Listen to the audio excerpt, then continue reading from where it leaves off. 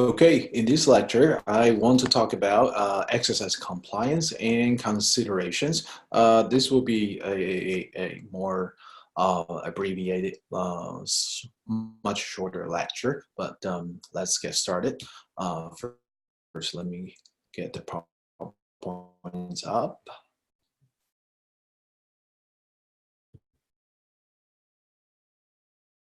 We're going to cover. I'm going to talk about exercise compliance and some of the suggestions that could help promote the adhesion and adherence and the compliance of your exercise regimen.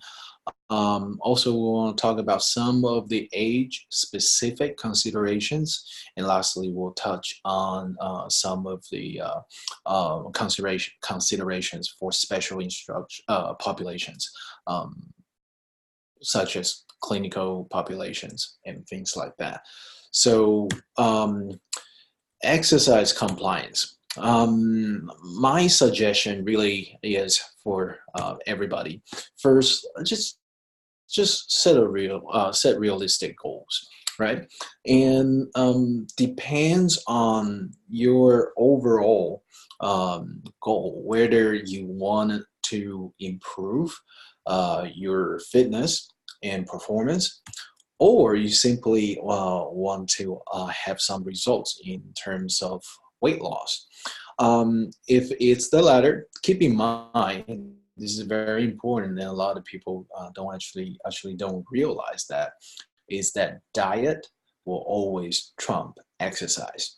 And what I mean by that is, sometimes people make this mistake of consuming actually even more calories because they thought that they have burned enough calories by doing their exercise, when in reality, sometimes it's not very encouraging, but that's the reality. That's the fact that, for example, if you run 3 miles on or walk on a treadmill, and seems like a pretty decent workout when you're done. Basically, it's a 5K, but really depends on your body mass. You're unlikely to burn 150 or more than 200 calories, and that is being somewhat optimistic, and that is equivalent to a yogurt.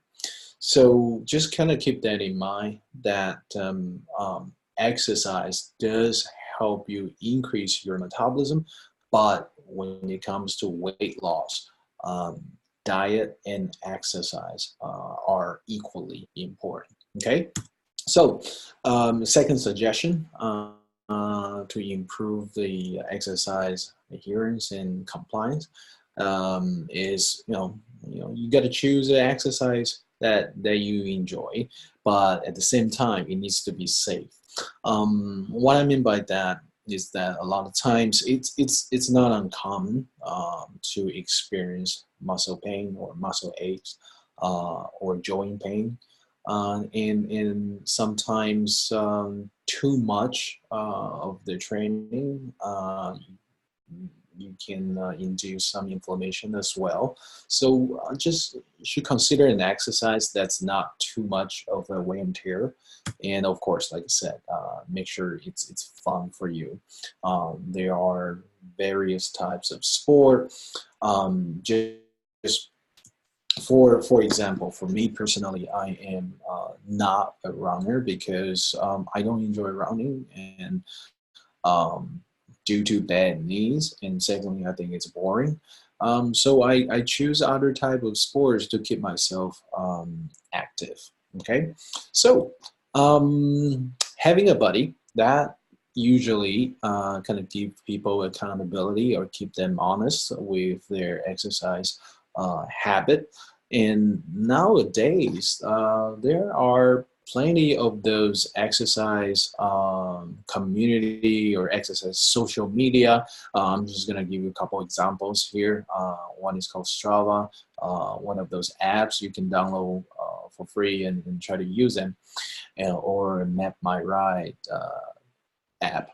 So this type of social media is exercise oriented, and it could get um, interesting because on this, next thing you know, Strava is basically a running slash cycling app, and you know you were for if you have this routine of going around the lake, either running or riding your bicycle, and there are certain lap times and you set.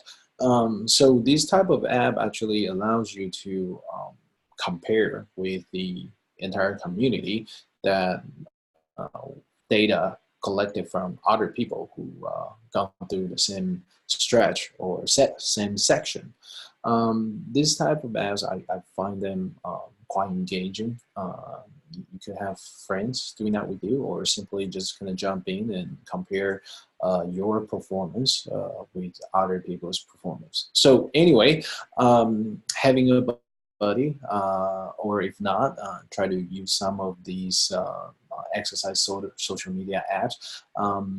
Usually that can help with, you know, it just gives you a little extra layer of motivation, really, especially if you're the competitive type.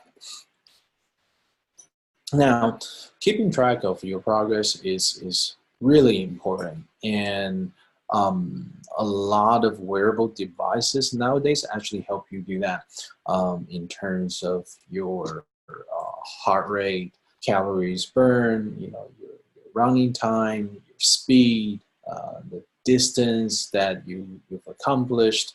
A lot of times they also come with GPS built in. So when you're done using these apps, actually kind of gives you a nice little map with your bike route or running route showing. So I found that these devices and instruments and approach can help improving your exercise compliance. So now let's talk about age-specific considerations. First of all, it's really important to understand your maximal heart rate. And if you don't know what that is, you can simply go ahead and use this very easy formula of 220 minus your age. And let's say if you're 40 years old, and let's just keep the math really simple, and 180 would have been that maximal heart rate. And if you decide to train at, say, 70 or 80% of that, just simply do the math, either use a calculator, and you will be able to determine what your maximal heart rate should be. Now, this formula, it's widely acceptable, and it's just based on age. And of course, it's not individualized, and some people may have a much higher maximal heart rate compared to their age cohort. But of course, that stuff like that, you will require more setup and trained personnel to help you determine those type of data. So exercise modality is also important when you are dealing with different age groups for older adults, especially if arthritis or knee issues, joint health, that's a problem. You have to improvise a little bit, and sometimes running on treadmill, it's more comfortable compared to running on tarmac or street outside. Just an example. And to deal with, joint problems, non-weight bearing or aquatic exercise in a swimming pool can be considered. Now, there's a limitation. Obviously, there's a trade-off for that. Since it's non-bearing, it also doesn't stimulate your bone growth or bone density.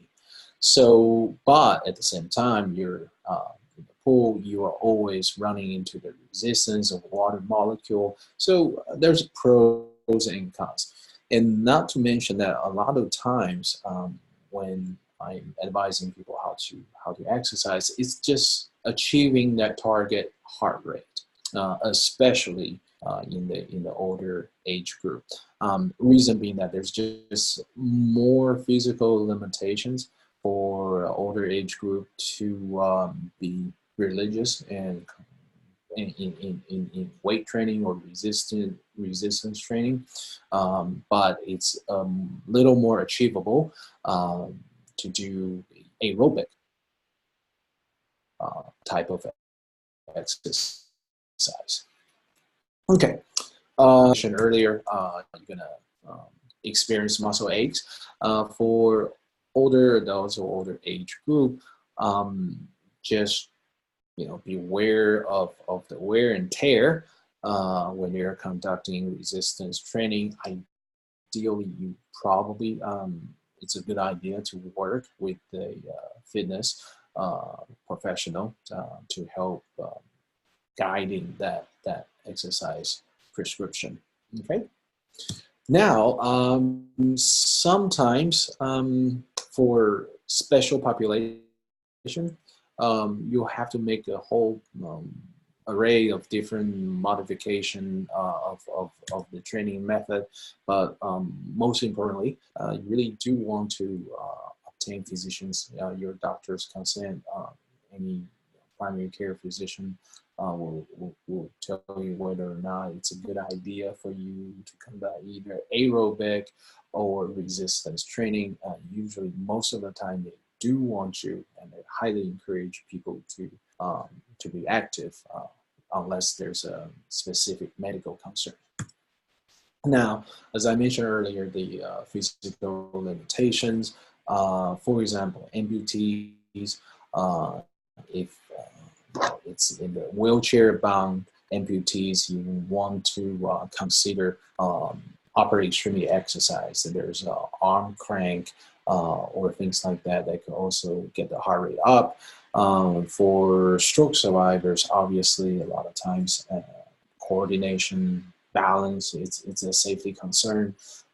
For this type of special population, you will probably want to consider a stationary bike that is not upright, or it's more of a reclined position for safety issues or concerns. Post-op, obviously, you want to take it easy and not to injure yourself after that. So next, obviously, is the medications, because beta blockers are quite common, especially in patients or older adults. And if you're trying to achieve a certain heart rate, and the medication is working against it, that's something need to be kept in mind. Blood thinners for anticoagulation, antithrombotic therapies, sometimes they can work against you because your blood is just slightly thinner, less hemoglobin, less oxygen carrying capacity, and you can feel lightheaded or out of breath sometimes. So these are some of the considerations to be taken into when dealing with special populations or clinical populations. And again, I thank you for your time and attention. That's all I have for you. See you next time.